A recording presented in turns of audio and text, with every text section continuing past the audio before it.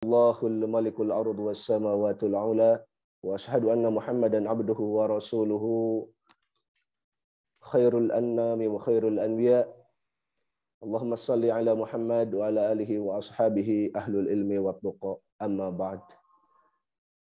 Alhamdulillahirabbil alamin.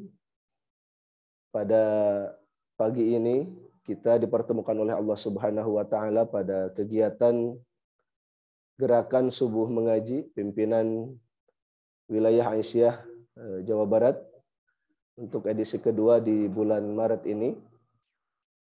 Mudah-mudahan kita semua dalam keadaan sehat walafiat. Yang insya Allah pada kegiatan Subuh Mengaji ini temanya terkait dengan aktualisasi konsep Darul Ahdi Wasyahadah, yang menjadi narasumber pada pagi ini unsur pimpinan wilayah Muhammadiyah Jawa Barat, Bapak Haji Muhammad Rizal Fadilah, yang insya Allah sudah hadir berada di sekitar kita. Bapak Ibu jamaah Gerakan Subuh Mengaji pimpinan wilayah Aisyah Jawa Barat, serta para pemirsa di seluruh yang hadir di TV Muhammadiyah. Senang rasanya kami bisa memandu kegiatan pagi ini dalam Gerakan Subuh Mengaji. Mari kita mengawali kegiatan Subuh Mengaji ini dengan sama-sama melafadzkan lafadz basmalah. Bismillahirrahmanirrahim. Yang selanjutnya adalah membacakan ayat-ayat suci Al-Quran yang pada kesempatan kali ini akan dibacakan oleh Ibu Endah, yang akan membacakan Al-Quran surat ke-12, surat Yusuf, ayat 29 sampai ayat 31. Kepada Ibu Endah dipersilakan. Assalamualaikum warahmatullahi wabarakatuh. A'udzu billahi minasy syaithanir rajim. Bismillahirrahmanirrahim.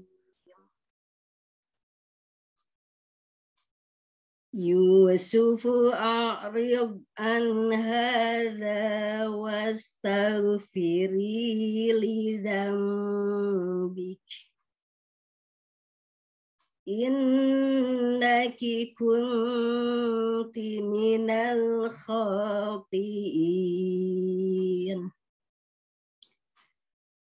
Wa qala niswatun fil madinati imra'atul azizi turawidu fataha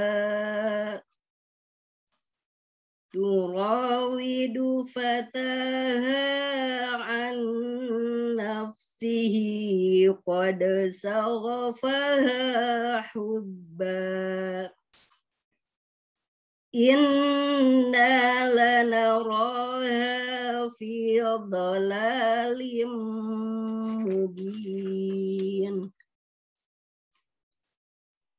Falamma sami'at bimakrihinna arsalat ilaihinna wa'atadat lahunna muttaka'an wa atat kulla wahidatin minhunna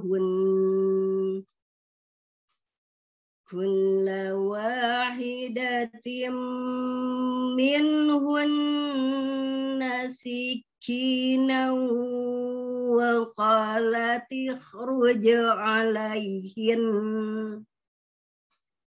Falamma ra'aynahu akbarnahu wa qatta'na aydiyahun wa qulna hasya lillahi ma hadza bashara In hadza illa malakun karim.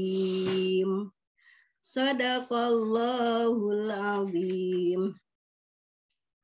Aku berlindung kepada Allah dari godaan setan yang terkutuk. Dengan menyebut nama Allah yang Maha Pengasih, Maha Penyayang. Wahai Yusuf, lupakanlah ini, dan istriku, mohonlah ampunan atas dosamu, karena engkau termasuk orang yang bersalah. Dan perempuan-perempuan di kota berkata, istri Al-Aziz menggoda dan merayu pelayannya untuk menundukkan dirinya. Pelayannya benar-benar membuatnya mabuk cinta. Kami pasti memandang dia dalam kesesatan yang nyata. Maka ketika perempuan itu mendengar cercaan mereka, diundangnyalah perempuan-perempuan itu dan disediakannya tempat duduk bagi mereka. Dan kepada masing-masing mereka diberikan sebuah pisau untuk memotong jamuan. Kemudian dia berkata kepada Yusuf, keluarlah, tampakkanlah dirimu kepada mereka. Ketika perempuan-perempuan itu melihatnya, mereka terpesona kepada keelokan rupanya, dan mereka tanpa sadar melukai tangannya sendiri, seraya berkata, Maha sempurna Allah, ini bukanlah manusia, ini benar-benar malaikat yang mulia. Maha benar Allah dengan segala firman-Nya. Assalamualaikum warahmatullahi wabarakatuh. Waalaikumsalam warahmatullahi wabarakatuh. Allahumma rahamna bil Quran. Terima kasih Ibu Endah Jubaidah yang sudah membacakan ayat-ayat suci Al-Quran dari surat Yusuf ayat 29 sampai ayat 31. Insya Allah kita mendapat rahmat dan segala kebaikan dari Allah Subhanahu wa Ta'ala setelah mendengarkan ayat-ayat suci Al-Quran tersebut. Baik Bapak Ibu, seluruh jamaah Gerakan Subuh Mengaji Aisyah Jawa Barat beserta para pemirsa TVMU yang dirahmati Allah Subhanahu wa Ta'ala. Selanjutnya adalah penyampaian materi yang insya Allah akan disampaikan oleh Bapak Haji Muhammad Rijal Padilah. Tema yang sudah kami sampaikan tadi di awal terkait dengan aktualisasi konsep Darul Ahdi wa Syahadah. Ini terkait dengan kehidupan kita berbangsa, bernegara, bermasyarakat, ataupun mungkin nanti kehidupan kita yang paling kecil adalah kehidupan pribadi keluarga. Alhamdulillah Bapak Haji Rijal Padilah ini sudah hadir di sekitar kita. Pak Haji, selamat pagi. Semoga Bapak selalu sehat walafiat, selalu bisa memberi pencerahan-pencerahan setiap harinya bagi kami, bagi kita semua, seluruh warga Muhammadiyah khususnya, dan umumnya masyarakat Indonesia. Terkait aktualisasi konsep Darul Ahdi wa Syahadah ini, Muhammadiyah pada Muktamar yang ke-47 tahun 2015 itu mengeluarkan ijtihad kontemporer ini. Karena memang Muhammadiyah sebagai gerakan Islam yang tajdid, di mana ada inovasi di sana, sehingga ijtihad kontemporer ini muncul ketika ada beberapa perdebatan terkait dengan dasar negara dan sebagainya. Maka Muhammadiyah mengambil konsep Darul Ahdi wa Syahadah, yang artinya adalah negara perjanjian dan persaksian, yang tentunya nanti akan lebih detail dan lebih jelas secara aktualisasinya seperti apa, maka akan disampaikan oleh Bapak Haji Rijal Padilah. Untuk lebih jelas dan lebih detailnya materi yang akan disampaikan, kami beri waktu kepada Pak Haji Rijal Padilah dari mulai pukul 5.11 sekarang sampai pukul 6. Pak Haji, mohon maaf. Waktu dan kesempatan dipersilakan untuk beliau. Turnuan Ustaz Ali Ahmad Fauzi. Assalamualaikum warahmatullahi wabarakatuh. Wassalatu wassalamu ala Rasulillah wa ala alihi wa ashabihi wa mawalah. Yang saya hormati Ketua Pimpinan Wilayah Aisyah Jawa Barat, beserta jajaran Ketua Pimpinan Wilayah Muhammadiyah Jawa Barat beserta jajaran, para peserta pengajian gerakan subuh mengaji Aisyah Jawa Barat yang berbahagia, serta juga TV-mu ya, yang tidak bisa dipisahkan dari kegiatan kita. Alhamdulillahirabbil alamin. Kita panjatkan puji syukur kehadirat Allah Subhanahu wa taala bahwa pada subuh ini kita dapat bertemu kembali bersilaturahim melalui acara yang penting dan insya Allah dimuliakan Allah Subhanahu wa taala ini, yang mudah-mudahan menjadi wasilah dari rahmah, barokah, magfirah, ridho dari Allah Subhanahu wa taala. Salawat dan salam semoga tercurah kepada junjungan kita Nabi besar Muhammad Sallallahu Alaihi Wasallam, di mana beliau adalah Allah bagi kita sekalian, yang dituntunkan oleh beliau Sallallahu Alaihi Wasallam dalam menginterpretasi, mengimplementasi dan mengaktualisasi ayat-ayat Al-Qur'anul Karim dalam kehidupan sehari-hari kita ini. Bapak Ibu yang saya hormati, tema kita sebagaimana disampaikan tadi adalah aktualisasi konsep Darul Ahdi wa Syahadah, yang semua kita tahu bahwa ini menjadi istilah atau terma ya, yang orisinal, yang asli dari Muhammadiyah, karena kita tidak mengenal istilah ini pada mungkin kelompok atau komunitas lain ketika menyebut satu negara, ya, negara Republik Indonesia yang berdasarkan ideologi Pancasila.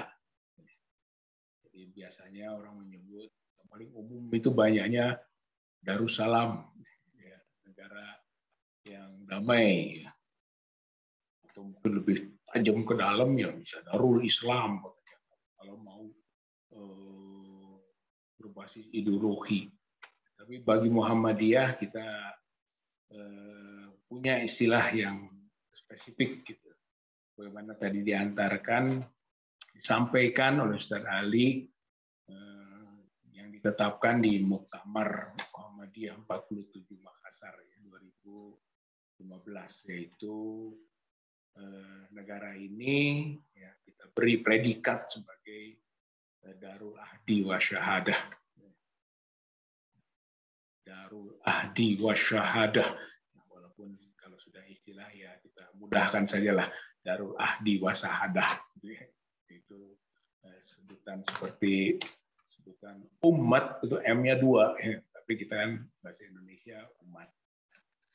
Ini tidak menjadi perdebatan. Kita ini Darul Ahdi itu ahdun. Ahdun itu kesepakatan. Ya.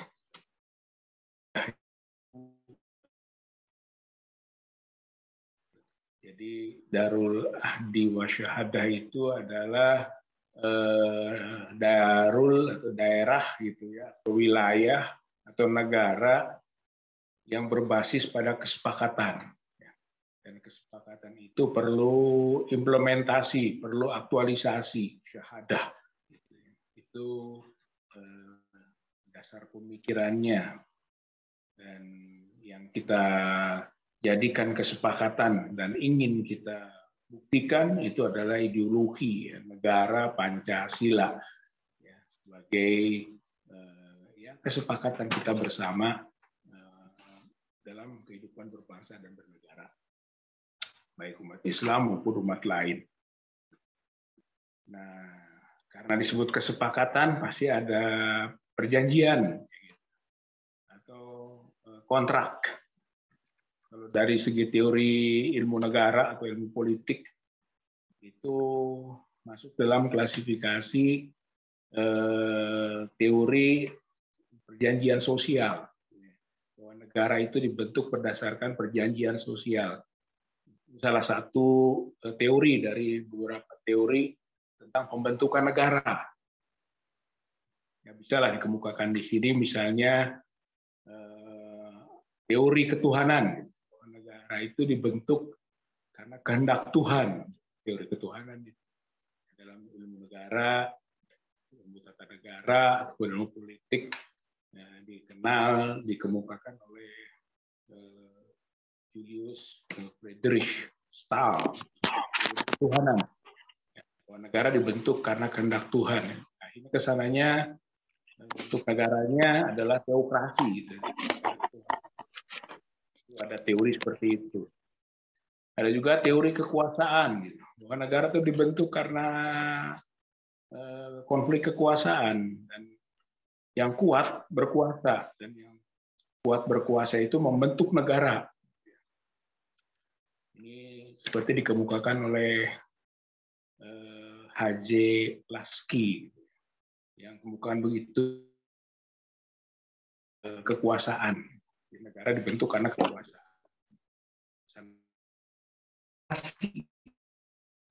Negara yang berbasis pada kekuasaan, mungkin orang atau etatisme ya negara berdasarkan kekuasaan negara.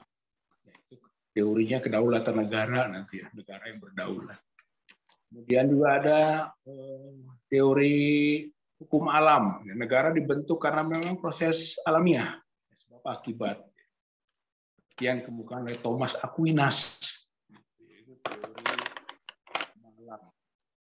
Dan yang terakhir yang bisa kita ungkap dari kontekstual mungkin adalah teori perjanjian masyarakat atau teori kontrak sosial yang Jacques Rousseau, ya, bukunya Du Contrat atau on the social contract, itu teori tentang kontrak sosial. Bahwa negara ini ada karena perjanjian, jadi karena perjanjian masyarakat maka terbentuklah negara.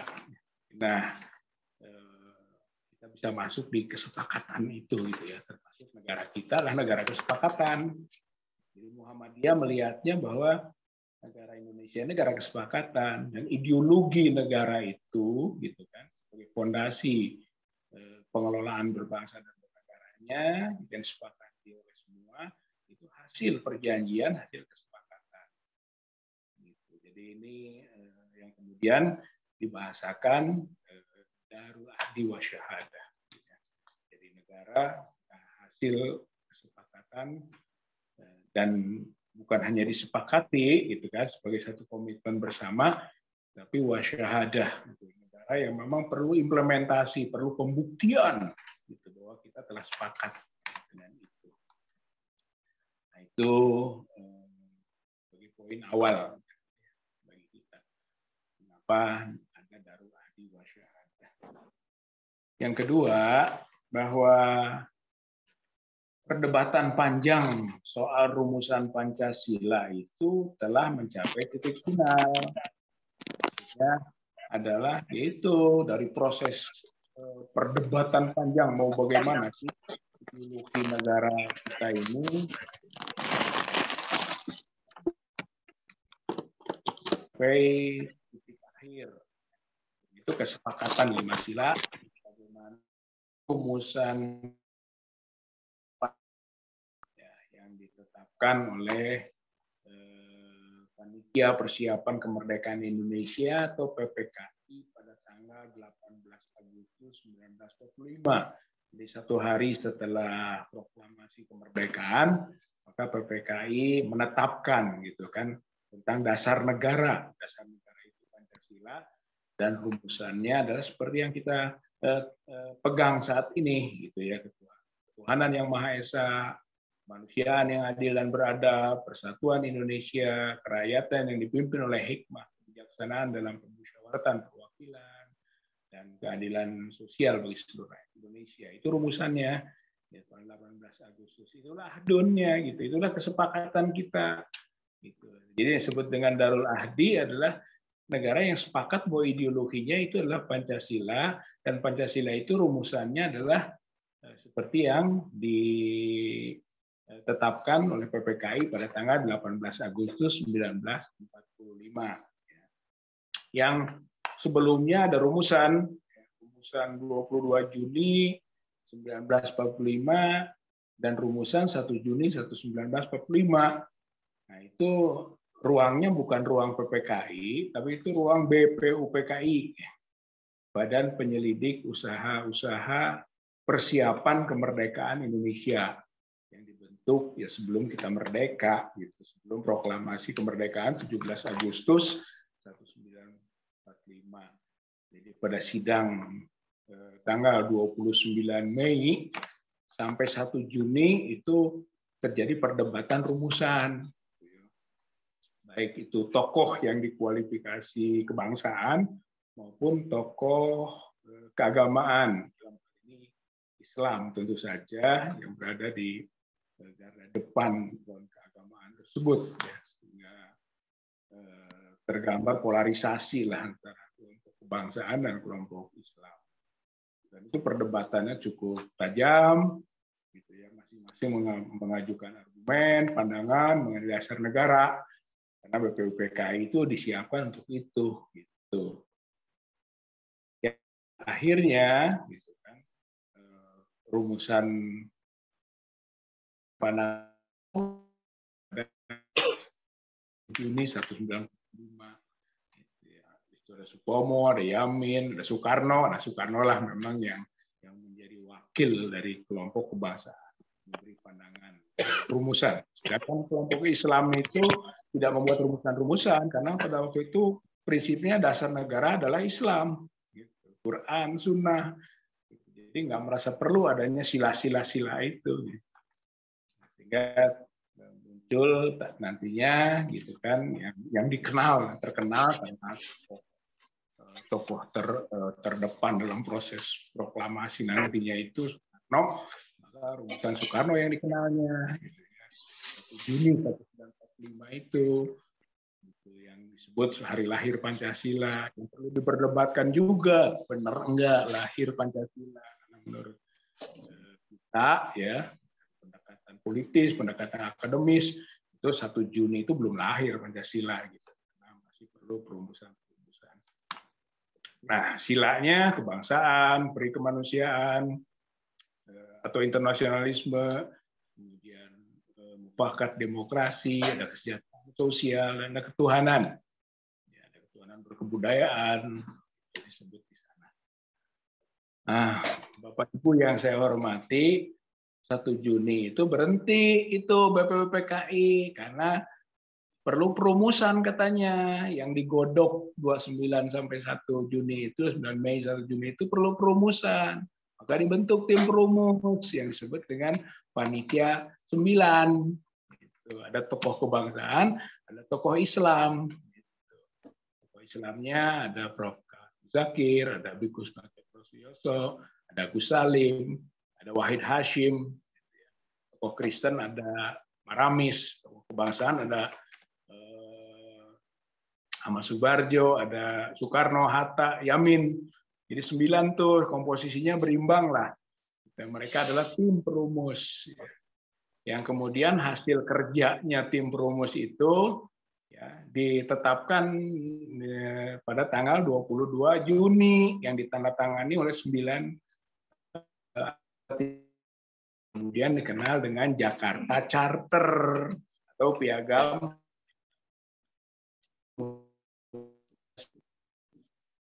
atau disebut juga dengan gentleman agreement, gitu ya. Itu kesepakatan itu. Jadi sebetulnya itu hasil kesepakatan bersama, yaitu rumusan Pancasila pada tanggal 22 Juni 1945. Ya, di mana sila kesatunya, sila yang lain sama dengan yang sekarang, ada ketuhanan berdasarkan ketuhanan dengan kewajiban menjalankan syariat Islam bagi pemeluk-pemeluknya. Itu hasil atau produk rumusan dari tim perumus yang diketuai oleh Insinyur Soekarno dari kelompok kebangsaan. Jadi itu gentleman agreement.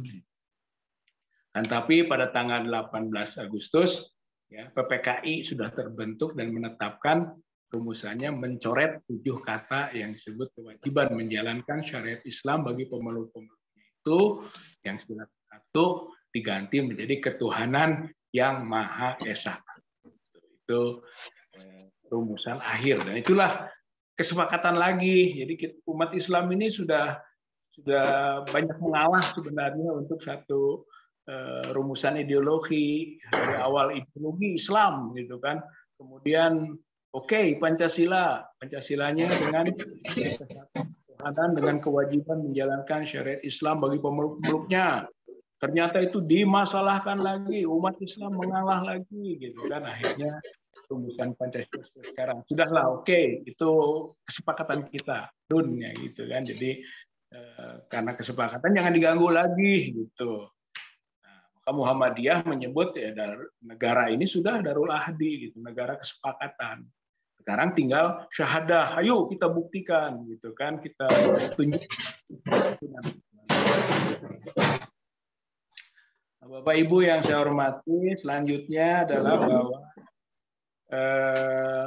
sejarah pertarungan kelompok politik kebangsaan dan kelompok politik Islam itu diselesaikan dengan peran besar tokoh Muhammadiyah.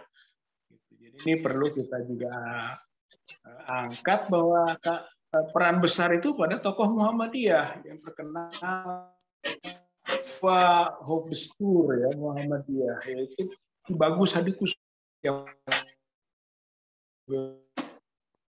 tim perumus atau tim 9 itu, karena beliau termasuk yang keras dalam prinsip untuk awalnya tadi ini harus berdasarkan Islam. Ki Bagus Hadikusumo. Sampai akhirnya ketika ada Pancasila rumusan kesatunya, sila kesatunya adalah ketuhanan dengan kewajiban menjalankan syariat Islam bagi pemeluk-pemeluknya, maka Ki Bagus sudah terima itu. Tapi ketika mau dicoret itu, gitu kan, Ki Bagus bersikeras lagi, tidak bisa. Kita sudah banyak memberi ruang ya kesepakatan bagi bangsa dan negara ini, masih juga di otak-atik gitu. Nah, akhirnya Kasman Singodemejo itu juga tokoh Muhammadiyah lagi gitu kan, melakukan pendekatan, dan akhirnya Ki Bagus semua bisa menerima itu sehingga rumusan Pancasila seperti sekarang. Dan itu hadiah umat Islam sekaligus hadiah Muhammadiyah gitu ya bagi bangsa dan negara ini gitu, sehingga tokoh utama kita Ki Bagus Hadikusumo bisa dengan legowo ya menerima rumusan itu, dan janji Kasman waktu itu, hayu kita perjuangkan lagi nanti di forum yang ada agenda lain, yaitu nanti di majelis atau sidang konstituante, perjuangan lagi gitu kan, yang sampai ujungnya dikeluarkan dekret presiden karena macet gitu kan, tidak mampu memproduk undang-undang dasar yang dijadikan tugas utama dari sidang majelis konstituante atau sidang konstituante itu. Nah, inilah kesepakatan akhirnya, yaitu tadi Darul Ahdi wal Syahadah sebagai titik temu berbagai pertentangan kekinian dan rumusan di Muktamar di Makassar. Jadi karena ternyata setelahnya juga masih ada gitu kan benih-benih konflik, pendapat yang berbeda mengenai ideologi ini. Akhirnya Muhammadiyah di Muktamar 47 menetapkan, kita telah menetapkan bahwa negara Pancasila sebagai Darul Ahdi wa Syahadah.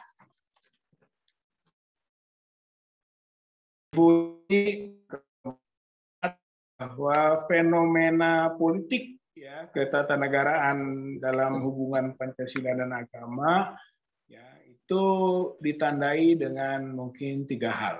Jadi mengapa, kalau disebut alasan mengapa harus ada penetapan dalam Muktamar 47 Darul Ahdi wa Syahadah, karena tadi ada perdebatan lagi ya, atau realitas yang ada berkaitan dengan diskusi mengenai Pancasila atau ideologi ini. Yang pertama adalah mempertentangkan ya agama dengan Pancasila.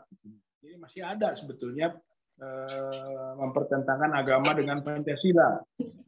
Pancasila itu bagi kelompok agama yang masih mempertentangkan, wah itu tauhid katanya gitu. Itu berhala. Kita harus Islam, Quran, Sunnah, tidak bisa kita terima Pancasila. Jadi masih ada yang seperti itu. Sebaliknya juga ada yang bahwa agama itu nggak perlu dibawa-bawa dalam konteks Pancasila gitu. Bahkan lebih agak ekstrim ya, sadis lah. Seperti yang pernah diungkapkan oleh Ketua BPIP ini, Badan Pembina Ideologi Pancasila yang dibentuk di rezim ini. Ketuai oleh Yudian. Yang pernah menyatakan bahwa musuh Pancasila adalah agama. Jadi ini menggambarkan terjadinya konflik atau pandangan yang cukup tajam. Itu realitas. Tapi itu juga sebenarnya bukan hanya pandangan saat ini, tapi waktu 2015 kenapa Muhammadiyah dalam muktamar menetapkan itu juga masih muncul gitu kan, bahwa musuh Pancasila adalah agama gitu. Agama itu merongrong ideologi Pancasila, kelompok-kelompok agama lah yang mengganggu katakan eksistensi dan pengembangan ideologi Pancasila. Masih ada itu, maka perlu Darul Ahdi wa Syahadah ditetapkan. Itu. Yang kedua adalah kelompok atau pandangan yang bukan agama Pancasila. Jadi ini yang disebut dengan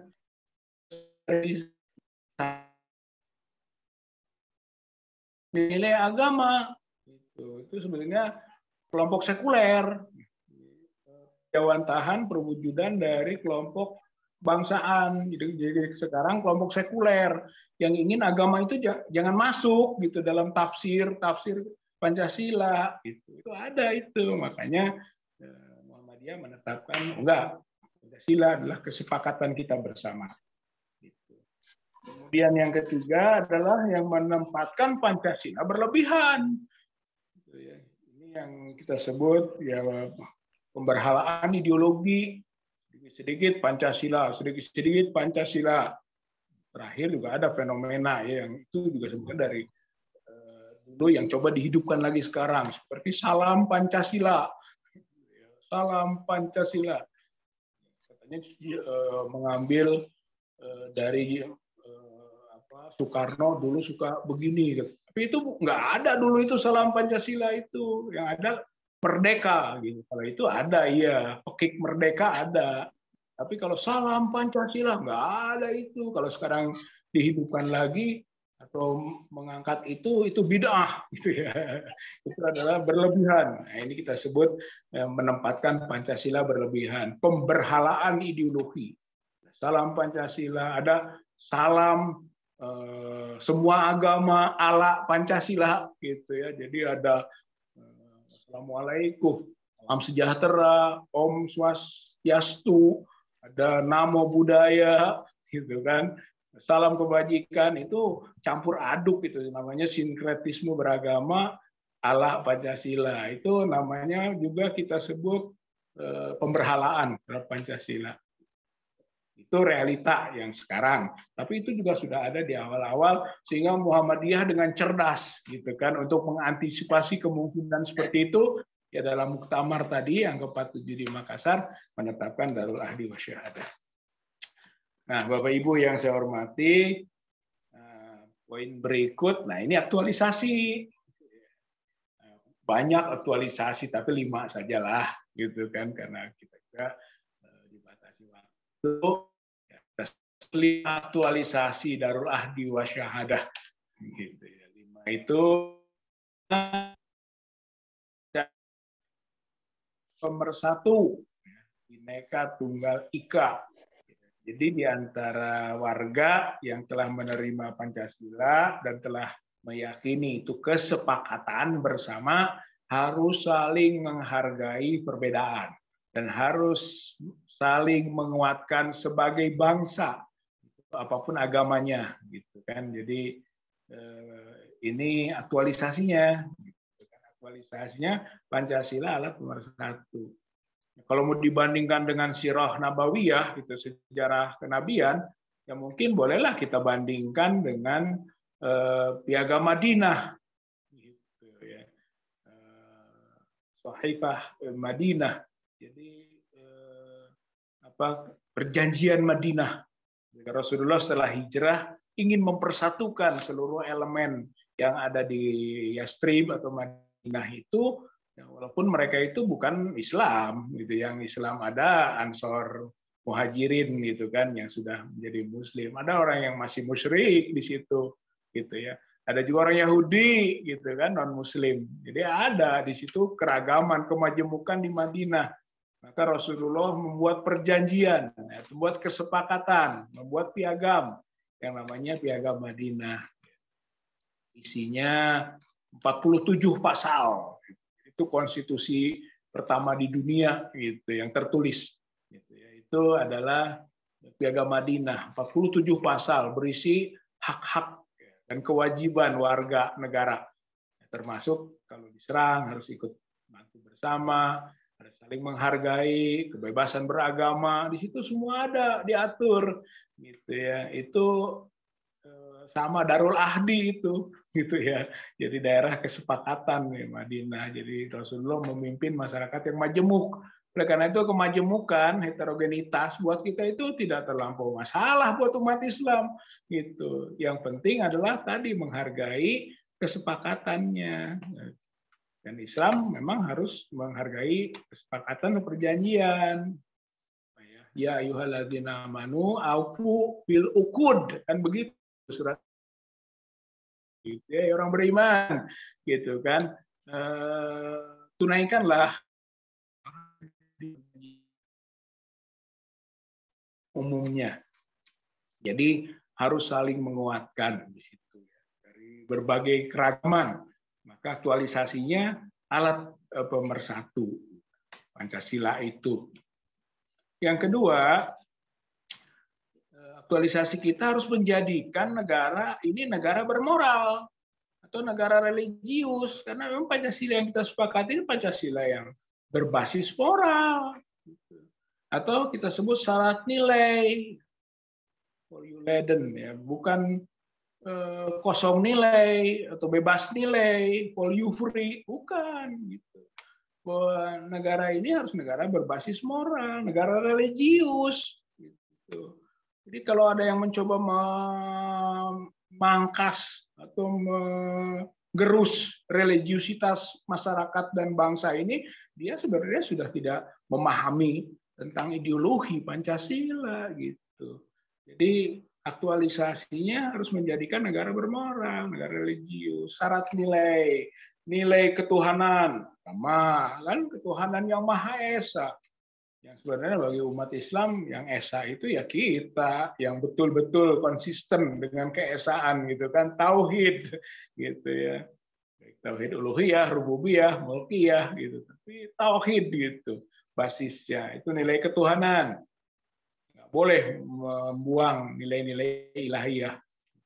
Kemudian nilai kemanusiaan, ya kita nilai insaniyah, gitu kan, nilai kemanusiaan itu juga adalah nilai yang kita jaga, baik dalam bentuk produk rasa karsa dan cipta atau nilai budaya, maupun hak asasi manusia yang universal yang juga kita bela, kita hormati, gitu. Semuanya itulah nilai kebersamaan sebagai warga negara, gitu kan.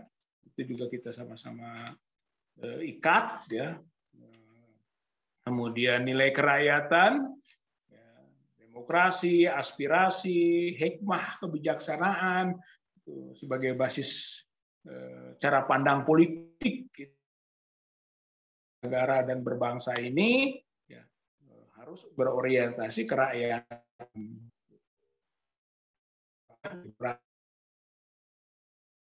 Masyarakat menentu sebutnya kedaulatan rakyat. Gitu. Kemudian nilai-nilai keadilan hukum maupun ekonomi harus berbasis nilai. Nah sekarang ada upaya gitu kan bahwa Pancasila disterilkan gitu, jadi nilainya dilepas, tadi value free, jadi bebas nilai. Oh, bahaya ini tantangan kita masa kini. Makanya kita harus melakukan aktualisasi dari prinsip Darul Ahdi wa Syahadah. Inilah Muhammadiyah. Muhammadiyah dengan saksiahnya, kepribadiannya yang jelas. Dengan prinsip yang tegas. Yaitu menjadikan negara ini negara bermoral, atau negara religius. Nah, yang ketiga adalah implementasi kita, yaitu futuristik. Jadi kalau kita berbicara tentang aktualisasi Darul Ahdi wa Syahadah itu harus futuristik, harus berorientasi ke depan. Ya, dalam bahasa kita berkemajuan. Ini hebat Muhammadiyah itu konteks filosofi aktualisasinya, berkemajuan. Berkemajuan itu berorientasinya ke depan. Jadi kita harus fokus pada syahadah. Kalau kita sudah ada kesepakatan, berikutnya adalah pembuktian. Dan pembuktian, athar yang kita buat, gitu kan, sebagai tasyakur binikmah kita adalah itu, gitu kan, tidak mundur-mundur lagi ke belakang, gitu. Ke depan, ayo, gitu. Kita optimalkan, kita fungsikan secara maksimal ideologi yang sudah disepakati ini, gitu, di negara ini. Muhammadiyah malah mengajak begitu, itu orientasi yang futuristik, gitu, orientasi ke depan kita lihat. Karena mau maju bagaimana kalau tidak melihat ke depan dan tidak membuat perencanaan-perencanaan matang untuk masa yang akan datang. Berkemajuan. Itu sebenarnya aktualisasi. Stop perdebatan ideologi ke belakang. Jadi jangan ke belakang, ke depan. Itu syahadah. Kenapa ada syahadah? Nggak cukup darurat. Jadi harus dengan pembuktian. Nah, ini yang kita sebut dengan orientasi kita ke depan. Bukti-bukti nyata bahwa kita telah bersepakat, itulah Muhammadiyah. Ya, sebagai pelaksanaan dari syariah, pelaksanaan dari ketentuan Al-Quranul Karim, sunnah Nabi, ya, yang memang harus mensepakati kesepakatan, menjalankan kesepakatan yang sudah ditetapkan bersama. Kemudian yang keempat adalah meluruskan pemahaman yang salah terhadap ideologi Pancasila. Gitu. Jadi aktualisasinya adalah kita ini harus meluruskan. Karena banyak yang masih berpandangan keliru. Baik itu pemberhalaan, yang kita sebut dengan sakralisasi, ya. Jadi Pancasila itu disakralkan, jadi sakralisasi. Kita tidak boleh mensakralkan Pancasila. Pancasila itu adalah perjanjian kok, gitu ya, kesepakatan bersama. Jadi baik yang sifatnya sakralisasi maupun profanisasi. Itu ada juga yang memprofankan, yaitu yang bahasa lain mensekulerkan, gitu kan, mensterilkan nilai. Gitu. Menghapus religiusitas atau aspek-aspek moralitas dari Pancasila. Ada itu. Nah, itu salah pandang. Nah, contohnya, kalau sini contoh penyimpangan adalah kemarin yang ramai RUU HIP, haluan ideologi Pancasila. Itu penyimpangan, itu contoh gitu yang penyimpangan. Itu ingin membelokkan dari mana yang sebenarnya, termasuk historikanya dari ideologi Pancasila, di mana kita berada di ruang berbangsa bernegara. Itu HIP, karena di situ mah satu katanya kan rumusan Pancasila yang mau dipakai 1 Juni 1945. Jadi mau menyimpang itu, mau mundur lagi ke 1 Juni. Jadi kebangsaan yang dominan, ketuhanan yang kelima. Gitu. Padahal dalam rumusan Pancasila ketuhanan yang ke-1, gitu, kebangsaan yang ke-3, keadilan yang ke-5, mau di ke-1, ketuhanan yang ke-5, gitu yang disebut dengan Pancasila.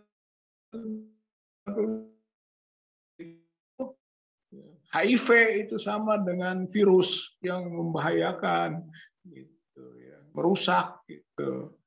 Atau HIV itu haluan ideologi Pancasila, itu bisa dipelesetkan halawan ideologi Pancasila, mau dihalau ideologi Pancasila dengan penafsiran yang salah. Itu RUU-HIP dulu. Contoh penyimpangan. Kalau penyimpangan lagi ada Trisila, Ekasila.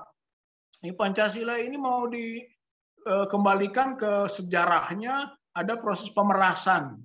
Pemerasan, memang diperas Pancasila itu, gitu kan.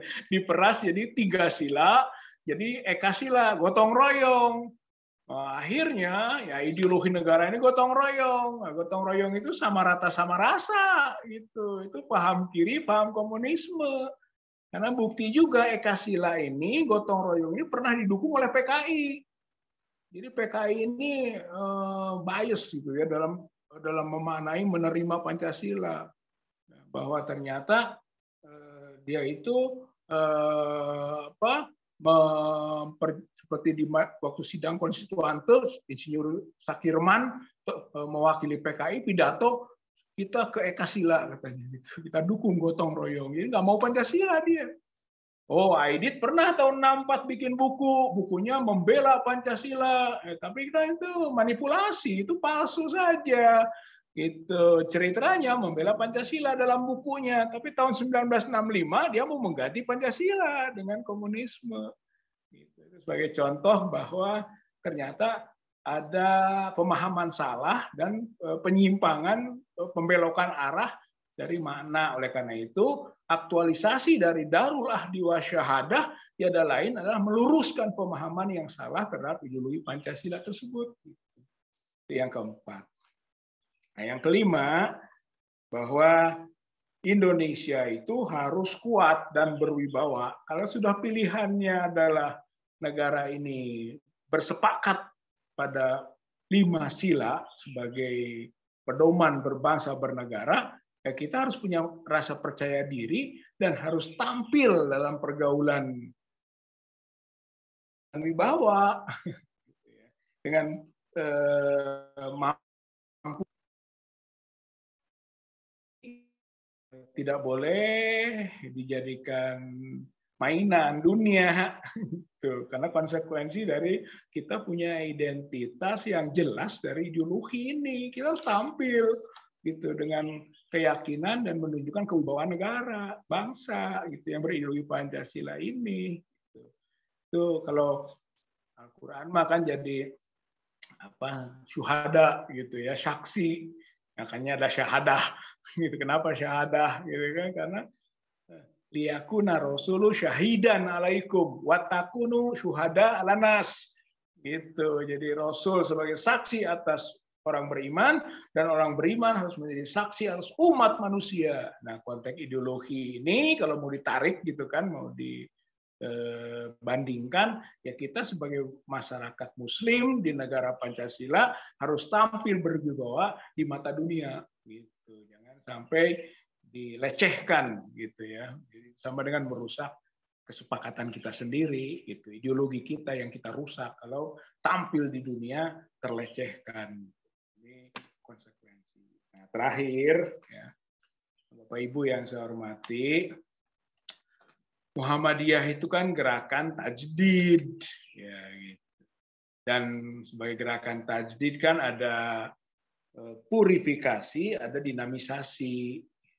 Dalam konteks ideologi, nah ini konteks ideologi juga tajdid. Gitu.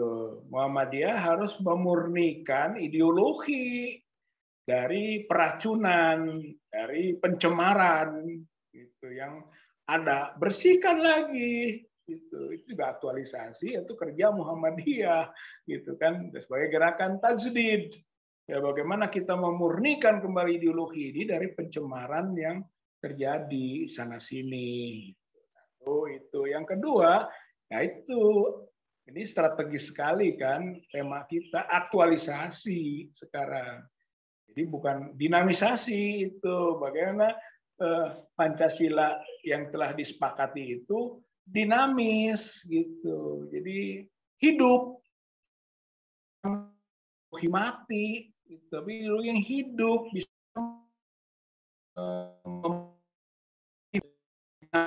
kehidupan berbangsa dan bernegara, dan Muhammadiyah mengawal, mengakselerasi gitu. Itulah fungsi Muhammadiyah sebagai gerakan tajdid dalam konteks berbangsa dan bernegara.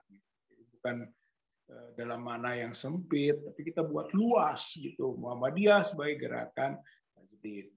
Kemudian Muhammadiyah sebagai gerakan dakwah, ya tentu harus menjadi ummah, kan, wal takum minkum ummah kan gitu. Jadi tetap menjadi ummah kita, umat gitu, yang yad'una ilal khair wa ya'muruna bil ma'ruf wa yanhauna 'anil munkar.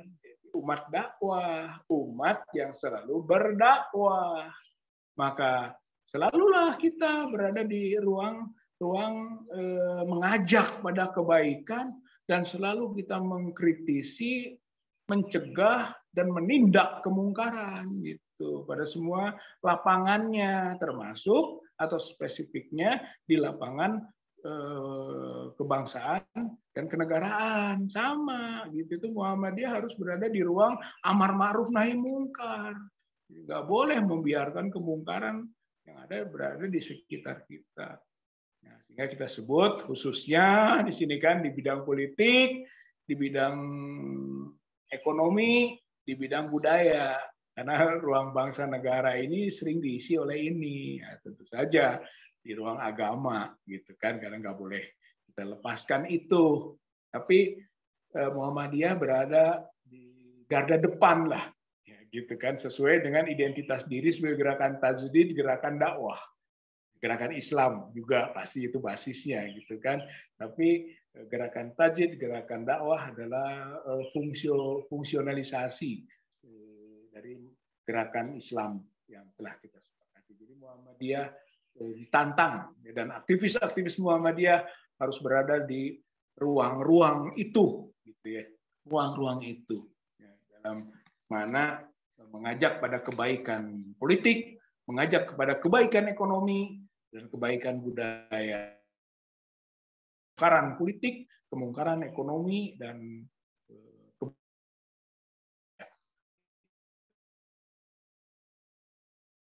aktualisasi, gitu ya, implementasi. Karena kita sudah sepakat bahwa negara ini adalah Darul Ahdi Wasyahadah. Saya kira ini saja yang bisa disampaikan, ya, Ustaz Ali, ya. Acara kita. Ya, terima kasih atas segala perhatiannya. Nasrum minallah wa fathun qarib wa basyiril mu'minin. Wassalamualaikum warahmatullahi wabarakatuh. Waalaikumsalam warahmatullahi wabarakatuh. Jazakumullah khair Pak Haji Rijal Padilah yang sudah memberikan kita banyak ini pencerahan terkait dengan konsep Darul Ahdi Wasyahadah yang merupakan konsep orisinil, konsep yang asli dikeluarkan oleh Muhammadiyah menjawab kondisi kebangsaan pada tahun 2015 sampai hari ini yang diruntut dengan sejarah rumusan dasar negara Pancasila. Tentunya yang disampaikan beliau begitu mengena sampai pada aktualisasinya. Hal-hal yang perlu ditanyakan mungkin pada saat ini kami membuka waktu untuk tanya jawab, tapi sebelumnya kami sampaikan bahwa peserta pada pagi ini sudah mencapai 215 orang yang mengikuti acara kita pagi ini. Dari Jawa Barat juga banyak, dari Jawa Tengah, kemudian dari Padang juga ada ini. Selamat pagi pemirsa atau jamaah yang dari Padang ini.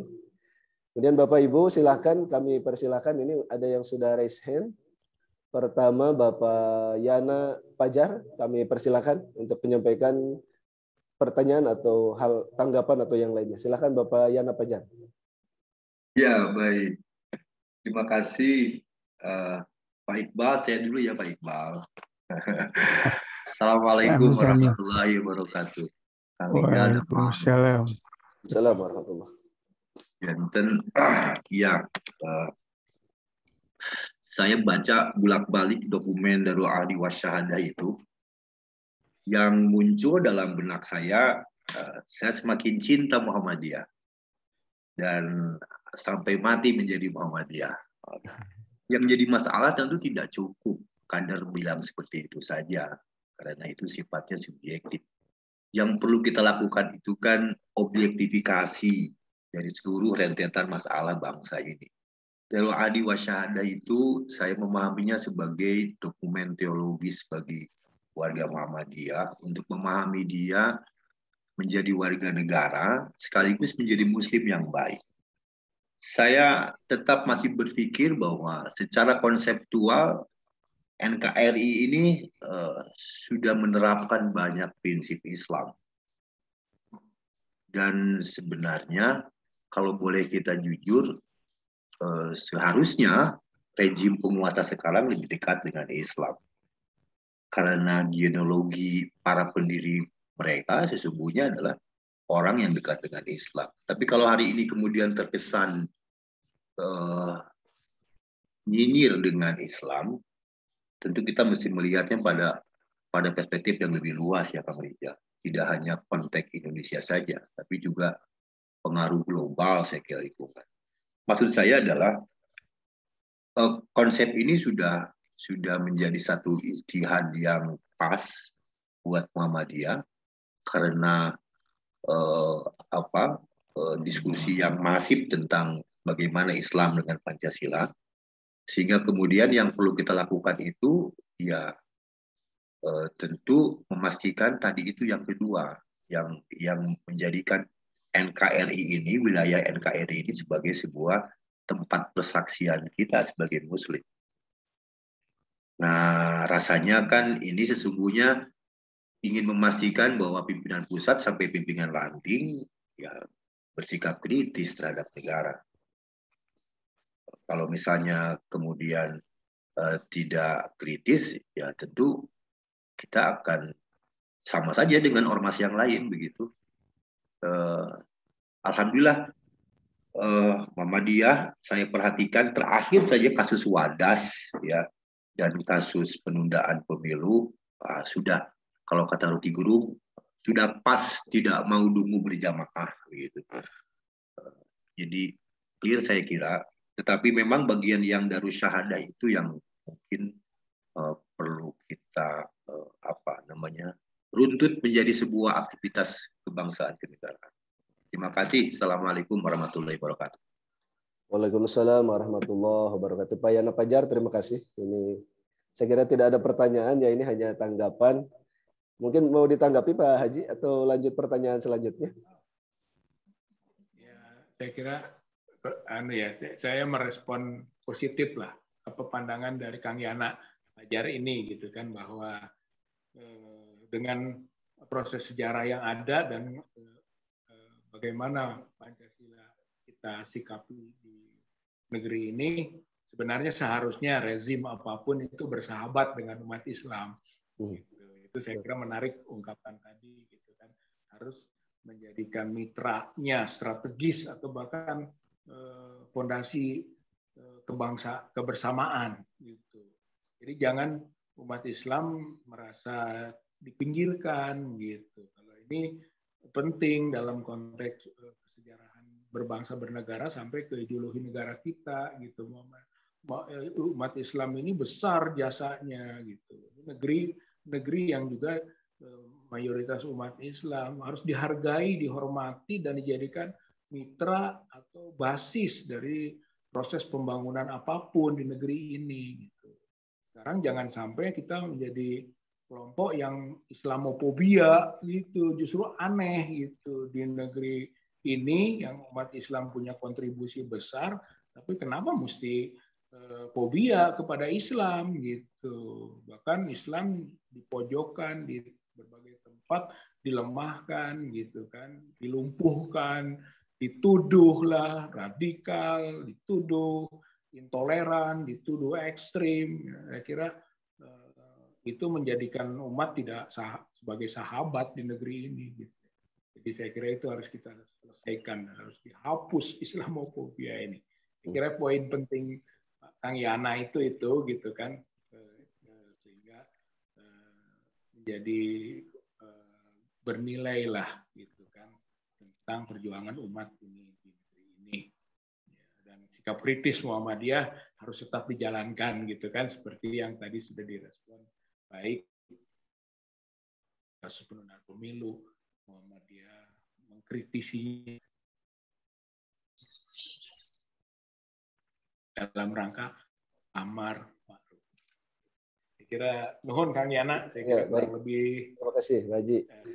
Selanjutnya ini Pak Iqbal Abdul Karim, kami persilahkan. Terima kasih Pak Ali Ahmad. Kang Rizal, Assalamualaikum warahmatullahi wabarakatuh. Waalaikumsalam. Alhamdulillah pagi ini bisa bersilaturahim. Saya coba menyimak apa yang disampaikan Kang Rizal. Ya, ini salah satu kader Muhammadiyah yang sangat fasih menerangkan tentang ideologi bangsa kaitan dengan Pancasila. Saya menangkap makna bahwa kejadian hari ini, dinamika yang timbul sampai sempat ide mau memeras Pancasila dari 5 sila menjadi 3 dan 1. Itu karena pada tataran wasahada itu belum berjalan maksimal. Sehingga orang tergoda kembali menggugat konsepnya. Mungkin perlu diaktualisasi dalam bentuk bukan mempraktekkan tapi malah mengubah teksnya. Itu yang hari ini kita menghadapi tantangan. Keputusan menetapkan 1 Juni juga kan sudah ada tanda-tanda saya kira Kang Rizal, upaya untuk mengarah ke bukan aktualisasi penerapan wasahada, tetapi aktualisasi mengubah al-ahda, kesepakatan yang sudah dicapai pada tanggal 18. Ini yang saya lihat tantangan yang hari ini kita hadapi.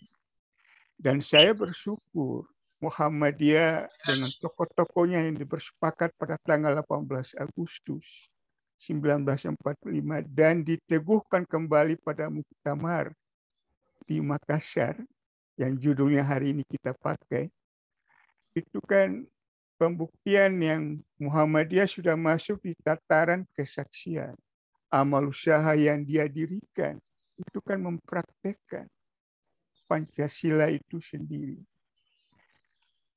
Mungkin ada satu hal yang perlu menjadi perhatian Muhammadiyah, ada pengembangan amal usaha baru yang bisa memperkokoh aktualisasi wasahada ini, yaitu menerapkan Pancasila. Muhammadiyah hari ini kan sudah terkenal dengan amal usaha pendidikan, kemudian kesehatan dan sosial. Tapi apa yang kita saksikan, orang masih mengatakan sila kelima seperti masih dianaktirikan. Nah, saya menganalisa, jangan-jangan Kang Rizal, karena Muhammadiyah belum merambah pada amal usaha ekonomi yang semaksimal mungkin seperti pendidikan. Karena keadilan sosial kan ada hubungan kaitan dengan penegakan ekonomi yang bisa merata ke bawah. Hari ini kan kita bisa melihat contoh Pak Rizal, kelahiran pemimpin nasional kan melalui lautan pragmatis, ya, yang penuh dengan cara-cara yang kekuatan ekonomi, kekuatan modal, kapital yang memberi warna dan berusaha memenangkan pertarungan melahirkan pemimpin itu. Nah, boleh jadi Muhammadiyah yang sudah tampil berkemajuan, berteladan dalam menerapkan wasahada dalam 3 bidang tadi, mungkin perlu berkiprah nambah 1 lagi. Agar Muhammadiyah bisa ikut bertarung, mendorong lahir pemimpinan yang kekuatan modal yang ada pada Muhammadiyah. Karena kita serahkan modal dikuasai pihak pihak tertentu itu kita sudah menyaksikan. Lagi-lagi lahirnya pemimpin tidak melalui cara-cara yang semestinya sesuai sila keempat kalau tidak salah. Ya. Dan mungkin di lingkungan Muhammadiyah kan juga sudah berteriak, kiblat kebangsaan juga sudah menyimpang, khususnya sila keempat. Saya kira Kang Rizal lebih paham dari saya tentang ini. Ya. Nah, maka ada dua strategi yang mungkin saya ingin coba dialektika dengan Pak Rizal. Pertama adalah Muhammadiyah dengan kondisi hari ini bisa nggak menggerakkan kekuatan modalnya, apakah personalnya atau lembaganya, walaupun secara lembaga kita masih lemah, untuk dengan visi misinya berketetapan inilah pemimpin Ksatria cocok, dia bergerak membantu, harus bertarung bersaing dengan kekuatan modal lain untuk memenangkan apa yang dia yakini inilah pemimpin yang terbaik untuk memimpin kita, mempraktekkan dan mengoptimalisasi wasahada itu, utamanya meluruskan sila keempat dan optimalisasi sila kelima. Nah, strategi kedua adalah kalau itu tercapai, ya ini 2 tahun lagi ya Pak Rizal ya, kalau itu tercapai, maka pemimpin itulah yang nanti meluruskan kiblat bangsa. Karena dulu ketika reformasi kan tokoh-tokoh Muhammadiyah berteriak tentang kepemimpinan filosofis kepala ikan. Masyarakat ini berubah, mencegah terjadinya perubahan penyimpangan-penyimpangan yang tadi telah diuraikan Kang Rizal, itu kan sangat ditentukan oleh sang kepala ikan. Nah, kepala ikan ini kan pertaruhannya kita sudah tahu 2 tahun lagi.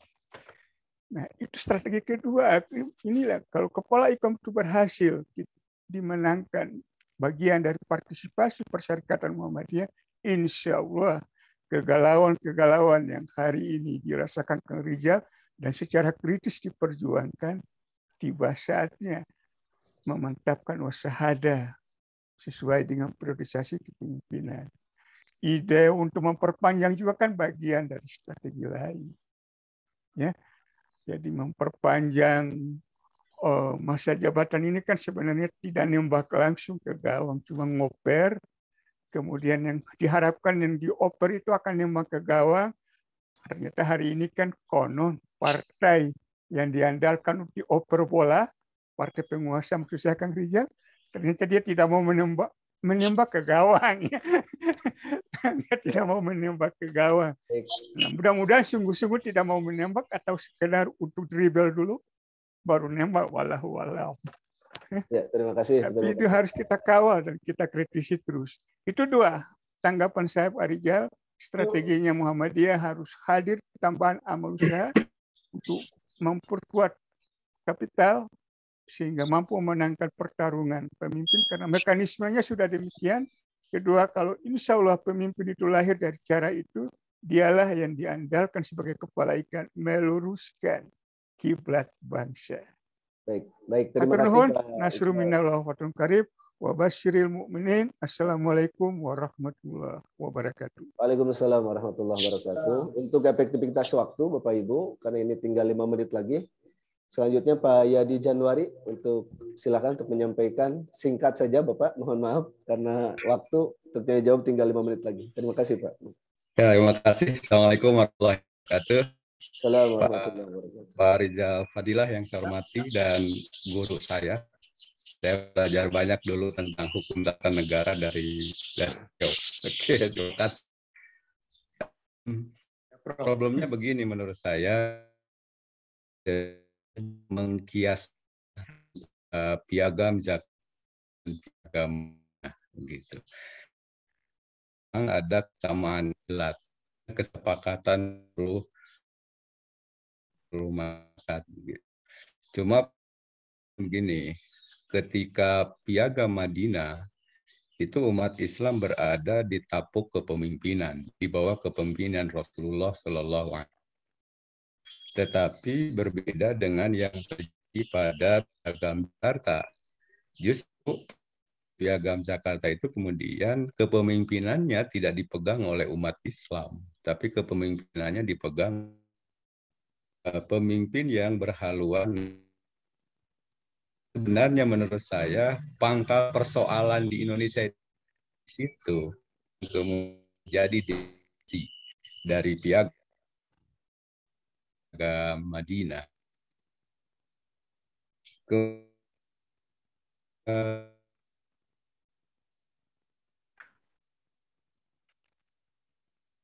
sampai pada pulau saja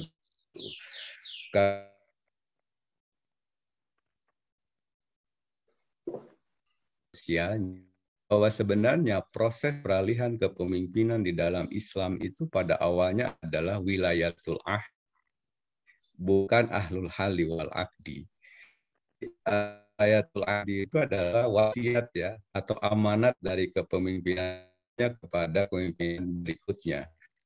Allah kepada Abu Bakar dari Siddiq kepada Umar bin Khattab dan seterusnya. Nah, yang terjadi di Indonesia ini bukan wilayah yang ahlul hali wal akdi. Jadi kesepakatan yang dibuat oleh nah itu dua. Kenapa di Indonesia belakangan ini terjadi di Nah, lalu solusinya saya sepakat dengan yang disampaikan tadi bahwa umat Islam itu bisa mengambil nasional ini begitu. Yang kepemimpinan nasional tidak lagi dikuasai oleh nasionalisme tapi dikuasai oleh umat Islam.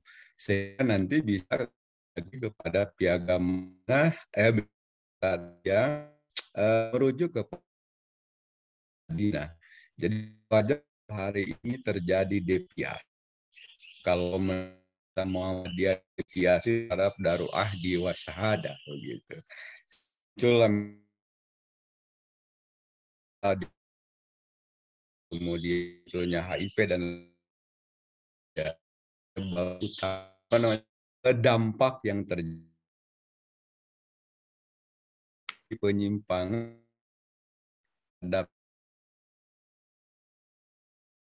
maaf. Assalamualaikum warahmatullahi wabarakatuh. Assalamualaikum warahmatullahi wabarakatuh. Terima kasih ini dari Pak Iqbal Abdul Karim dengan Pak Yadi. Langsung saja mungkin terkait yang pertama terkait sila keempat Pak Rijal tadi dengan aktualisasinya kehidupan kita di Muhammadiyah, andil di kehidupan berbangsa dan bernegara. Kemudian dari Pak Yadi juga senada sepertinya. Dan juga ada pertanyaan di chatroom juga yang hampir sama terkait dengan posisi ekonomi, sistem ekonomi yang hari ini apakah sudah sesuai dengan Pancasila atau tidak atau seperti apa? Dipersilahkan Bapak Haji Rijal. Ya, terima kasih Kang Iqbal dan Prof. Yadi.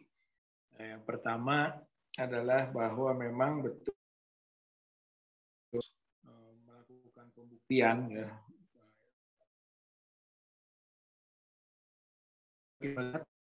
Di ahdunnya, di kesepakatan ini terjadi juga penyimpangan gitu ya, munculnya tadi Pancasila 1 Juni 1945 itu ada penyimpangan terhadap kesepakatan gitu. Kita lihat seperti itu. Ya, seperti juga sama waktu piagam Madinah dulu juga disepakati gitu kan. Tapi ternyata ya muncul gitu kan mereka yang merusak kesepakatan. Yahudi dulu kan merusak kesepakatan sampai kenapa sekarang Madinah tidak ada orang Yahudi yang diusir gitu kan keluar Madinah pada waktu itu karena mereka melanggar kesepakatan. Nah, hanya betul menurut Prof. Yadi tadi umat Islam dominan gitu sehingga bisa memberi sanksi kepada para pengkhianat. Kalau sekarang para pengkhianat malah menikmati gitu kan ruang-ruang kekuasaan jadi nggak bisa ditindak gitu. Bisa diberi sanksi, ini bedanya gitu kondisi sekarang di mana Pancasila sebagai kesepakatan itu dalam konteks pengawalan gitu ya. Kalau umat Islam memiliki kekuasaan tentu saja kita bisa mengawal maksimal gitu. menindak para pengkhianat dari kesepakatan. Tapi karena kondisi begini ya kita masih berjuang ya Prof. Yadi ya Pak Iqbal, kita harus masih berjuang ini keras gitu kan untuk memiliki otoritas lah, gitu ya, memiliki otoritas untuk menentukan dirinya sendiri, gitu ya, sebelum menentukan orang lain, sebelum menentukan umat Islamnya sendiri juga diatur-atur gitu kan, digiring-giring gitu kan, rusak nilai-nilai keagamaan yang kita pahami, itu realita lah. Jadi perjuangan belum selesai. Gitu ya. Muhammadiyah juga masih menghadapi tantangan besar gitu dalam mengaktualisasi Darul Ahdi Wasyahadah. Gitu. Karena seperti itu. Jadi para Yahudi yang ada di sekitar kita ini, ya, pengkhianat kesepakatan itu berkeliaran dan diproteksi. Yang satu. Kemudian iya betul soal ekonomi itu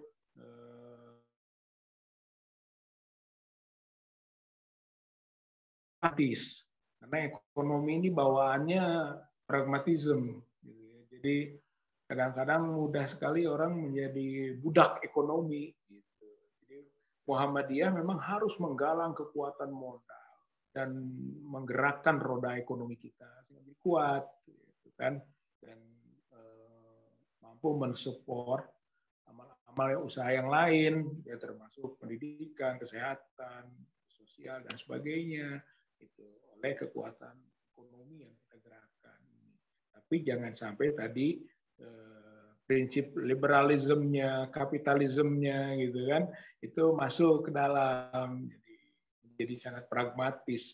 Karena sekarang juga kita punya masalah, belum kuat sekali ekonomi, tapi persoalan-persoalan amal usaha ini mencuat, gitu kan. Soal penguasaan aset, jual beli aset, gitu kan. Akhirnya wakaf juga dijual, gitu kan, atau dialihkan. Itu karena pragmatisme, gitu, dari kultur yang ada. Jadi jangan sampai ketika kita mau masuk ke ruang ekonomi ini ada culture shock, gitu, kejutan kultur, gitu, seolah-olah ada nuansa baru lalu dengan kehilangan pegangan. Tapi betul sekali strategi penggalangan kekuatan ekonomi keumatan dan ekonomi potensi Muhammadiyah yang sudah orang lihat juga besar, gitu kan, potensinya, ya kita manage, kita kelola dengan baik, gitu kan, dan disesuaikan tentu saja dengan prinsip perjuangan Muhammadiyah.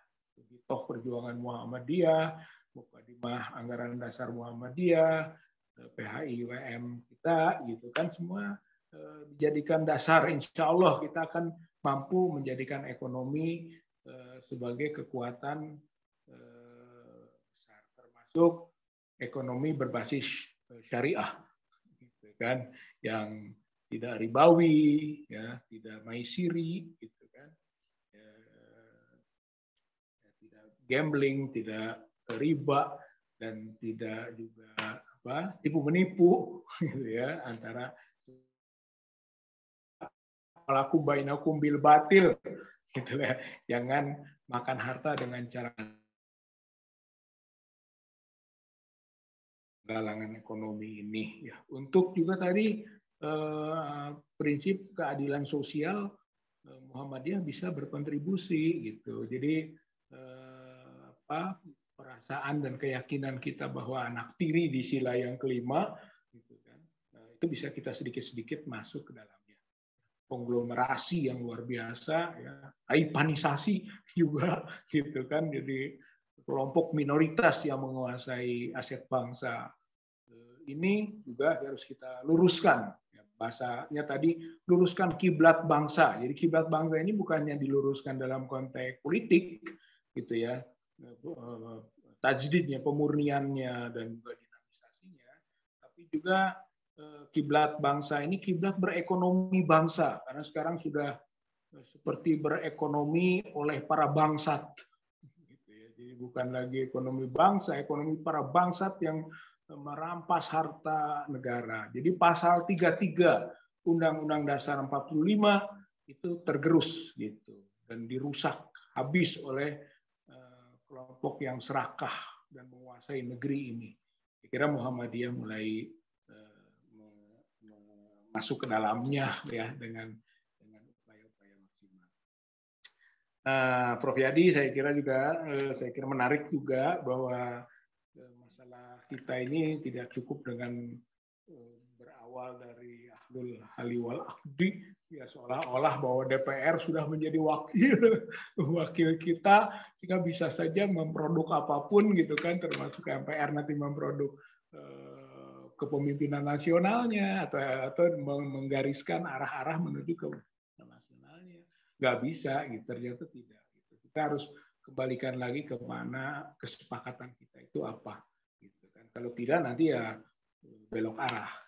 Dan betul kita mengawali dengan kepemimpinan nasional untuk piagam yang ada ini, gitu ya, termasuk Pancasila ini menjadi piagam Madinah. Gitu, supaya ada otoritas kita menentukan, ambil kepemimpinan nasional, gitu kan, yang bersama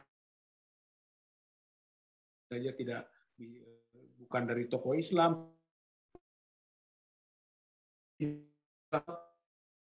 bersama dengan umat Islam Indonesia ini, maka si pemimpin yang begitu yang akan kita support, kita dukung. Syukur-syukur ya adalah tokoh yang berangkat dari perjuangan Islam. Insya Allah dengan begitu baru kita atur itu kehidupan bersama gitu, dan punya kemampuan otoritas dan punya kewibawaan untuk menentukan. Ini prinsip kita sekarang. Mari kita kembalikan gitu kan ghairah perjuangan kita menuju ke umat Islam yang bisa mengatur dirinya sendiri dan mengatur seluruh elemen yang ada di masyarakat bangsa dan negara yang heterogen ini. Kira hanya itu mungkin yang bisa saya sampaikan. Saya kira Kang Iqbal dan Prof. Yadi ya, saya kira konstruktif sekali pandangan-pandangannya. Terima kasih atas pandangan itu. Ya. Assalamualaikum warahmatullahi wabarakatuh. Terima kasih Pak Haji. Mohon maaf ini pada jamaah GSM yang masih ingin bertanya kepada Pak Haji terkait tema pagi ini. Karena keterbatasan waktu, kita tinggal 4 menit lagi. Jadi mohon maaf kepada yang masih ingin bertanya. Insya Allah di lain waktu atau lain kesempatan bisa disampaikan. Untuk selanjutnya kami persilakan waktu 2 menit untuk memberikan ini closing statement terkait tema hari ini kepada Pak Haji Rijal. Mangga Pak Haji. Sebenarnya cukup ya, tapi sedikit saja. Karena tema kita Darul Ahdi wa Syahadah, ya mari kita berjuang mengembalikan lagi kepada kesepakatan awal, dan mari kita buktikan gitu bahwa kita adalah pelopor dari perubahan. Karena apa? Karena situasi kini situasi yang tidak ideal, maka kita harus merubahnya. Dan Muhammadiyah menjadi pelopor perubahan gitu, dari bidang-bidang yang ada, yang diawali dari tajdidnya gitu kan, pemurnian ideologi negara kita, dan dinamisasi, fungsionalisasi, aktualisasi dari ideologi kita. Saya kira ini yang saya bisa sampaikan. Terima kasih. Assalamualaikum warahmatullahi wabarakatuh. Waalaikumsalam warahmatullahi wabarakatuh. Terima kasih Pak Haji Rijal Padilla atas semua materi dan pencerahan hari ini. Beliau adalah Wakil Ketua PWM Jawa Barat yang sehari-hari aktif juga di bidang hukum. Kemudian penulis juga yang hampir setiap hari artikelnya bisa kita baca di grup-grup kita atau di media-media cetak lainnya. Insya Allah beliau adalah aset Muhammadiyah terkhusus di Jawa Barat. Kita doakan beliau selalu sehat, walafiat, dimudahkan segala urusannya dan selalu dilindungi dan diridhoi Allah Subhanahu wa taala. Para Bapak Ibu hadirin jamaah GSM yang dirahmati Allah Subhanahu wa taala, maka atas tema aktualisasi konsep Darul Ahdi wa Syahadah, kewajiban kita hari ini adalah bagaimana mengaktualisasikan segala teori yang sudah kita dapat dari manapun, terlebih dari persyarikatan kita, dan aktualisasi itu yang disampaikan tadi adalah beramal soleh. Beramal soleh tentunya dari kehidupan pribadi kita, keluarga, dan lebih jauh adalah bermasyarakat sesuai dengan posisi kita masing-masing. Saya kira untuk kegiatan gerakan subuh mengaji pagi ini dicukupkan sekian. Terima kasih atas kesempatannya. Saya Ali Ahmad Fauzi dari Lembaga Pengembang Pesantren Muhammadiyah Kabupaten Tasikmalaya, juga dari Pesantren Muhammadiyah Al-Furqon Tasikmalaya. Mohon maaf atas segala kekurangannya. Undur diri. Terima kasih atas segala perhatian juga bantuan dari seluruh kru GSM, TPMU, juga pimpinan wilayah Muhammadiyah, pimpinan wilayah Aisyah, dan seluruh warga simpatisan yang hadir. Demikian, nasrul minallah wa fathun qarib wa basyiril mu'minin. Assalamualaikum warahmatullahi wabarakatuh. Waalaikumsalam.